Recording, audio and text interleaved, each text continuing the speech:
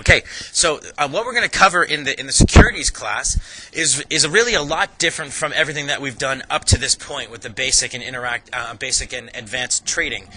In that, really, all we've looked at with the basic and advanced concepts are how we trade a certain security, based on the ATR and adding and so forth. Placing stops, position sizing, and this, what we're going to really take now is a kind of way of trading other securities. Tonight we're really going to focus on options. We're going to talk about long calls and long puts. I am going to talk a little bit about covered calls tonight and give you a kind of few basic rules for trading covered calls. Something that I see a lot of people trying to what I would say make more with covered calls than it really is possible. Consistently. I'm going to try to take a pretty reasonable approach to covered calls. Next week we are going to spend the whole session talking about the ratio box spread. It's one of those things when I started putting together these classes. The ratio box spread to me was really kind of simple, but when I started putting together the slides and figuring out, how do you really turn these into a set of rules, turn these ideas into a set of rules, it became a little bit complicated.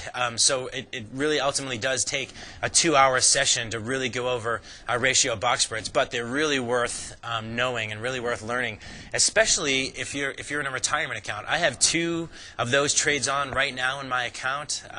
But if you were, say, trading an IRA and you weren't looking at your IRA all the time, maybe you're only looking at it once or twice a month, then using ratio box spreads would be a great long-term strategy if you just use that exclusively in your account. We're going to go over futures. Futures, an air of mystery that surrounds them, really largely because of the size of some of the contracts. It used to be that you needed a heck of a lot of money to trade futures. Of late, this has become a kind of growing market. I mean, just look at a lot of the IPOs or even look at this, the CME stock. CME stock, that's the Chicago Mercantile Exchange. You can see that just in the chart of that stock that the world of futures has been growing, and as it's been growing, a lot like in the currency market, it's allowed little people or say retail investors room to come in and kind of mess with the big guys and so on.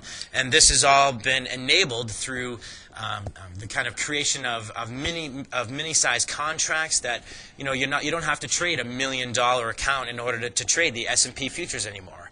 You can have a $10,000 account, no problem, and so forth. We're going to talk about single stock futures, which is something I'm a really big fan of. Tonight we go over options. Single stock futures will be a lot like options, only they will have none of the downside and a lot more positive sides to them. Say single stock futures versus options in terms of the fact that single stock futures are more leveraged or better leveraged than options. They move tick for tick, point for point with the underlying stock. An option, your stock may move 20 cents and the bid and ask may not move at all. But in a single stock future, if the bid only goes up by a penny, so does the single stock future. They're that closely tied to each other. There's always still a slight premium that you're paying over, say, the stock price for the future, but you're also buying that time value. And unlike in options, where your time value is somewhat erratic because of the different variables that make up that value, meaning essentially implied volatility, but there's no implied volatility in the futures market, so literally you're talking about absolutely linear time decay. It's very, very interesting stuff. And as you can imagine, you can make the futures world and even the currency world as pretty complicated. There are places that will spend a lot of time on these things.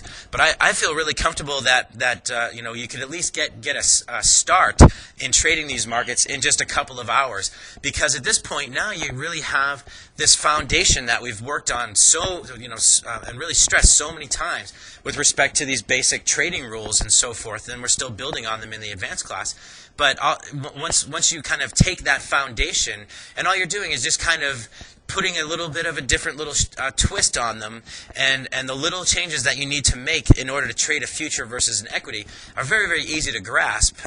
And I take the exact same approach in futures and in currencies, that if we're looking at a stock chart, we don't even necessarily have to know even what symbol it is that we're looking at. We could make a determination of entries and exits based simply on price without knowing even the stock symbol. Especially, we don't need to necessarily know what that company is, because I'm trading these things technical entries and exits. Those technical entries and exits apply as easily to equities, as easily to currencies and futures, really, as they do to equities. So all we're going to do is look at charts on different sorts of securities, and that's really by the end of the advanced securities class, we should have a pretty good understanding of how to trade futures and currencies with this system and so on. And as I kind of explained last night in the advanced class, that it is somewhat important to actually dip into these markets simply because of the leverage that they provide versus, say, the equities world.